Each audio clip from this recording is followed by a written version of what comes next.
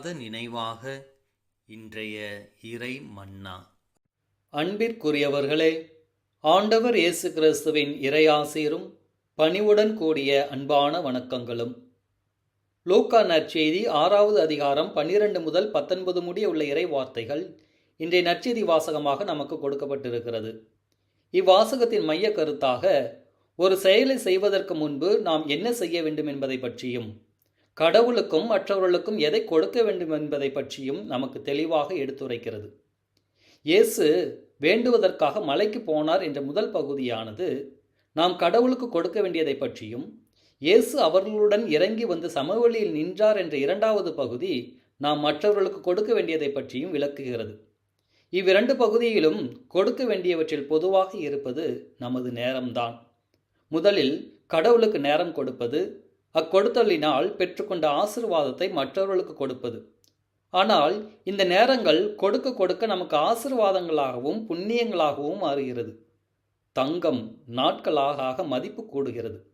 அவ்வப்போது குறைவது போல் தோன்றினாலும் அதன் மதிப்பு கூடிக்கொண்டேதான் இருக்கிறது. அதுபோலவே இயேசுவோடு நாம் செலவிடுகின்ற நேரத்தின் மதிப்பு விலை மதிக்க முடியாத ஆசீர்வாதங்களாக மாறுகிறது.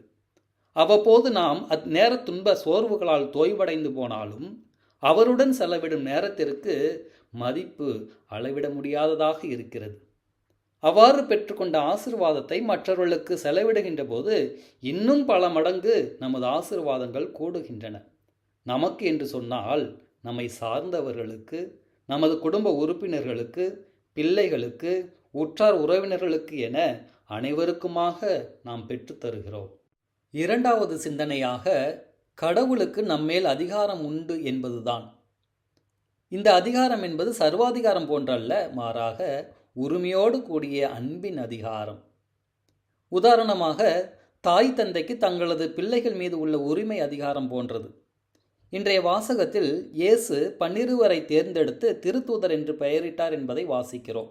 ஆகவேதான் பெற்றோர்கள் நமது திருமுழுக்கின் போது நமக்கு பெயர் சூட்டுகிறார்கள். இச்செயல் குறிப்பது இறைவனுக்கு நம்மேல் உரிமை உண்டு எனவும் பெற்றோர்களுக்கும் நம்மேல் உரிமை உண்டு என்ற பொருளையும் குறிக்கிறது. பழைய ஏற்பாட்டிலும் கூட கடவுள் இந்த உலகத்தை படைத்து ஒவ்வொன்றையும் பெயரிட்டு அழைக்கின்றார். ஆகவேதான் கூட எரேமியா புத்தகம் 1வது அதிகாரம் 5 தாயின் வயிற்றில் உன்னை நான் உருவாக்கும் முன்பே அறிந்திருந்தேன் என்றும், எசாயா புத்தகம் 43வது அதிகாரம் 1வது வசனத்தில் உன்னை பெயர் சொல்லி அழைத்தேன், நீ எனக்கு உரியவன் என்று வாக்குறுதி கொடுக்கின்றார் இறைவன்.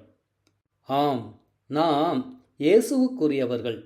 அந்த உரிமை இருக்கின்ற இடத்தில் உயிரையும் கொடுக்கலாம். அதுதான் தனிப்பட்ட பாசம். 3வது சிந்தனையாக நாம் சிந்திக்க இருப்பது, நம் ஒவ்வொருவருக்கும் ஒவ்வொரு இறை திட்டம், இறை நோக்கம் இருக்கிறது.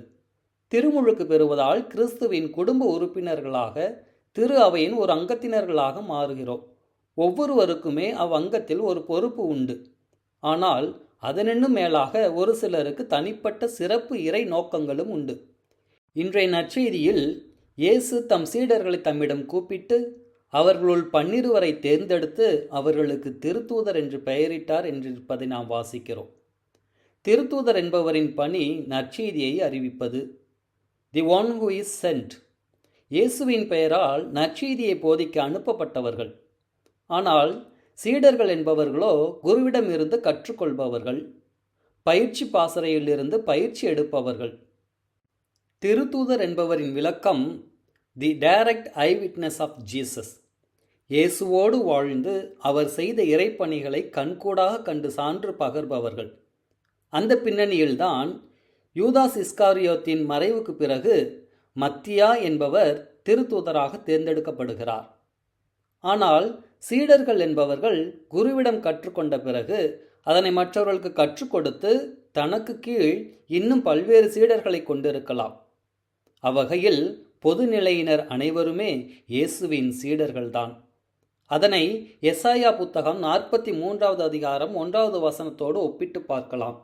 உன்னை உருவாக்கிய ஆண்டவர் கூறுகிறார், உன் பெயரை சொல்லி உன்னை அழைத்தேன், நீ எனக்குரியவன் என்று. மேலுமாக இயேசுவின் சிறப்பான பணிக்காக அழைக்கப்பட்டவர்கள் எரேமியா புத்தகம் 1வது அதிகாரம் 5வது வசனத்தோடு ஒப்பிட்டு பார்க்கையிலே தாயின் வயிற்றில் உன்னை நான் உருவாக்கும் முன்பே அறிந்திருந்தேன். நீ பிறக்கும் முன்பே உன்னை திருநிலைப்படுத்தினேன். மக்கள் இனங்களுக்கு இறைவாக்கினராக நான் உன்னை ஏற்படுத்தினேன் என்று கூறுகிறார். ஆக ஒவ்வொருவருக்கும் தனிப்பட்ட இறைநோக்கம் இருக்கிறது.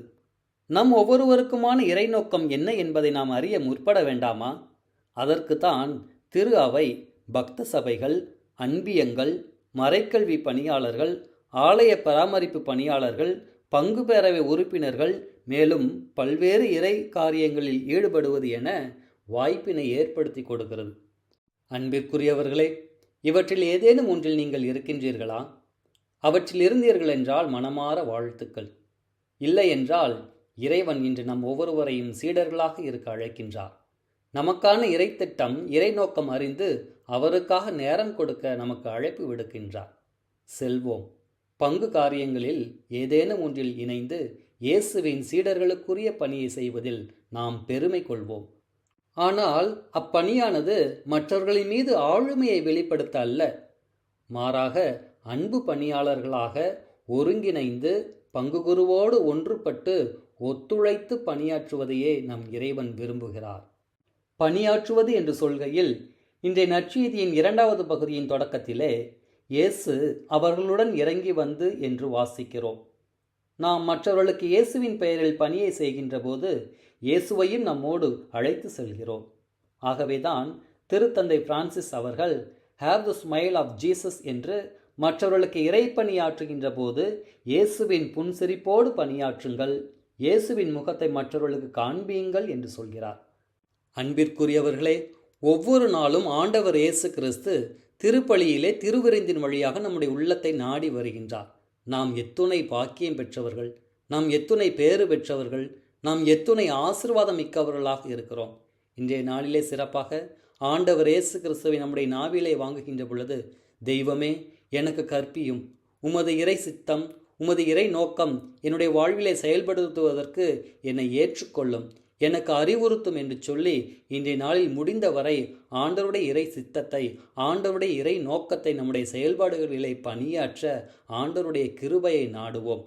இறையேசு கிறிஸ்துவில் பிரியமானவர்களே, 12 திருத்தூதர்களின் பண்பு நலன்கள் வழியாக இறைவன் நம்மோடு நிறையவே பேசுகிறார். இந்த 12 திருத்தூதர்களின் தனிப்பட்ட கேரக்டர்ஸ், அதாவது அவருடைய பண்பு நலன்களை சார்ந்து மறையுறை சிந்தனைகள் உங்களுக்கு தேவை என்றால், என்னோடு சிந்திக்க நீங்கள் விருப்பப்பட்டால் கமெண்டில் பதிவு செய்யுங்கள். அந்த சிந்தனையை மற்றொரு பதிவின் மூலமாக சிந்திப்போம். ஆக இயேசுவோடு அமர்ந்து இறையருளை பெற்று பணி செய்கின்ற இடங்களில் அவரை பகிர்ந்து வாழ நாளும் திருப்பலியில் வேண்டுவோம். நமக்காக மண்ணிற்கு வந்த இறைவன் நம் குடும்பங்களையும் நம் எண்ணங்களையும் நிறைவாக ஆசீர்வதிப்பாராக. இறைவன் என்றென்றும் வாழ்த்து பெறுவாராக. ஆமேன்.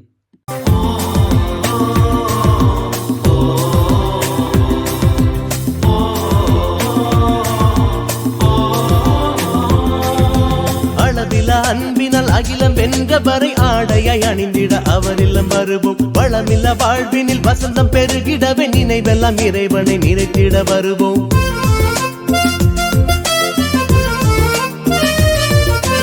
அளவில அன்பினால் அகிலம் வென்றவரை ஆடையை அணிந்திட அவரில்லம் வருவோம். வளமில்ல வாழ்வினில் வசந்தம் பெருகிடவே நினைவெல்லாம் இறைவனை நிறைத்திட வருவோம். அவரே நம் மீட்பு, நாமோ அவர் சாயல். அவரே நம் மீட்பு, நாமோ அவர் சாயல். இணையில்லா இறைவனின் இறையாசி பெற்றிட இணைந்திட மகிழ்ந்திட ஒன்றாய் கூடி வருவோம். இறைவனின் அகில சாட்சியாவோ ஒன்றாய் கூடி வருவோம்.